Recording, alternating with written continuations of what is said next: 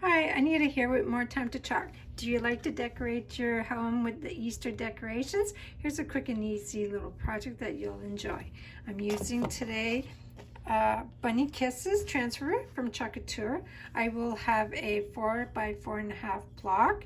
I will have glasses, a knob, a button, a tag, archival ink. I have disco paste, bright white chalk paste, and peony. So let's get started.